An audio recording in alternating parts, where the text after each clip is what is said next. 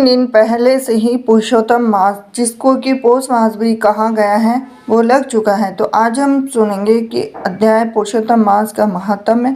अध्याय 3। ऋषिगण बोले कि हे महाभाग, नर के मित्र नारायण नारद के प्रति जो शुभ वचन बोले वह आप विस्तार पूर्वक हमसे कहें। सूत जी बोले कि हे द्विज उत्तमों, नारायण ने नारद के प्रति जो सुंदर वचन कहे हैं वह जैसे मैंने सुने हैं वैसे ही कहता हूँ, आप लोग सुने। नारायण बोले कि हे नारद, पहले महात्मा श्री कृष्ण चंद्र ने राजा युधिष्ठिर से जो कहा था वह मैं कहता हूँ, सुनो।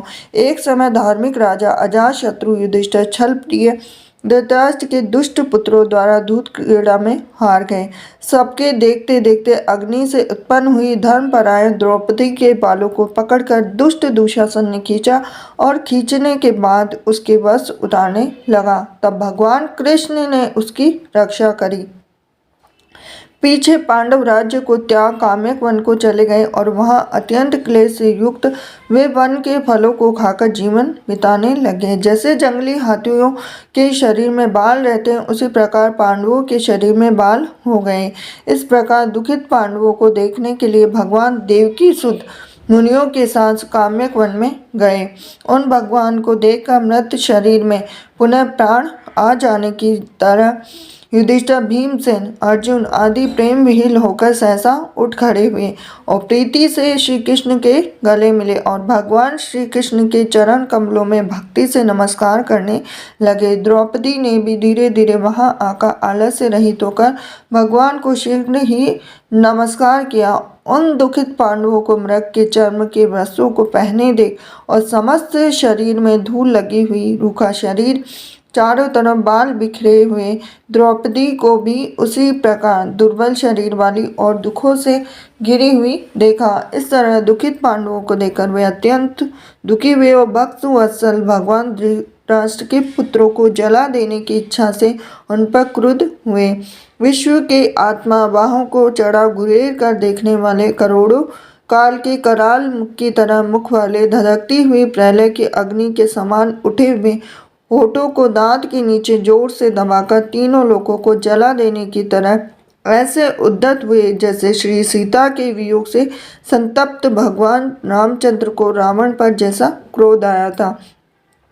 उस प्रकार से क्रुद्ध भगवान को देखकर कांपते हुए अर्जुन और कृष्ण को प्रसन्न करने के लिए द्रौपदी, धर्मराज तथा और उन लोगों से भी अनुमोदित होकर शीघ्र ही हाथ जोड़कर उनकी स्तुति करने लगे। अर्जुन बोले कि हे कृष्ण, हे जगत के नाथ, हे नाथ, मैं जगत के बाहर नहीं हूँ, आप ही जगत की रक्षा करने वाले हो। और हे प्रभु, क्या मेरी रक्षा आप नहीं करेंगे, जिनके नेत्र के देखने से ही ब्रह्मा का पतन हो जाता है और उनके क्रोध से क्या नहीं हो सकता, तो ये कौन जानता है कि क्या होगा। हे संहार करने वाले, क्रोध का संहार कीजिए।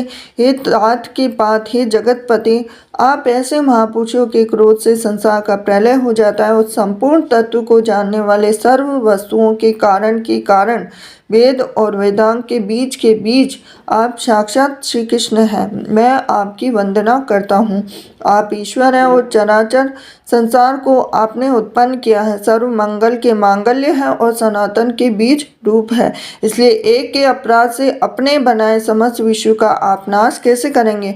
कौन भला ऐसा होगा जो मच्छरों को जलाने के लिए अपने घर को जला देता है। श्री नारायण बोले कि दूसरों की वीरता को मर्दन करने वाले अर्जुन ने भगवान से इस प्रकार निवेदन कर प्रणाम किया। सूत जी बोले कि श्री कृष्ण जी ने अपने क्रोध को शांत किया और स्वयं भी चंद्रमा की तरह शांत हो गए। इस प्रकार भगवान को शांत देखकर पांडव स्वस्थ हुए और प्रेम से प्रसन्न मुख एवं प्रेम विहीन हुए। सब ने भगवान को प्रणाम किया और जंगली कंद, मूल, फल आदि से उनकी पूजा की। नारायण बोले, तब शरण में जाने योग्य भक्तों के ऊपर कृपा करने वाले श्री कृष्ण को प्रसन्न जान विशेष प्रेम से भरे हुए नम्र अर्जुन ने बारंबार नमस्कार किया और जो प्रश्न आपने हमसे किया है वही प्रश्न उन्होंने श्री कृष्ण से किया।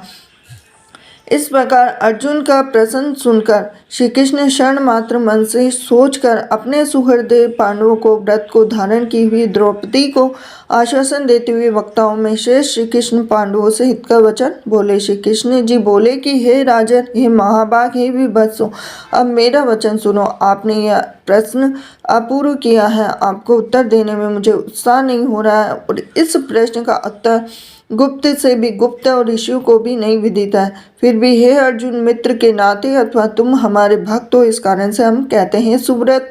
वह जो उत्तर है वह अति उग्र है, अतः क्रम से सुनो। चैत्रादि जो 12 मास निमेष महीने के दोनों पक्ष, घड़ियां, प्रहर, त्रिप्रहर, 6 ऋतुएं, मुहूर्त, दक्षिणायन, उत्तरायण, वर्ष, चारों युग, परार्थ तक जो काल है, यह सब नदी, समुद्र, तालाब, कुएं, बावड़ी, घड़ियां, सोते, लता, औषधियाँ, वृक्ष, बांस आदि पेड़, वन की औषधियाँ, नगर, गांव, पर्वत, पुरियाँ, ये सब मूर्ति वाले हैं और अपने गुणों से पूजे जाते हैं।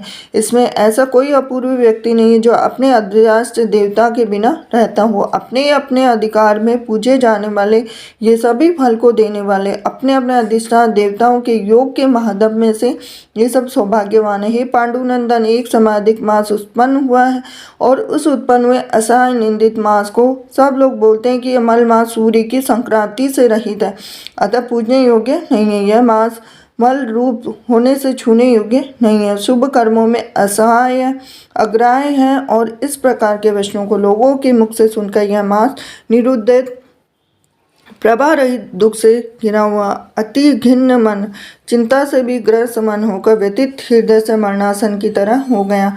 फिर वह धैर्य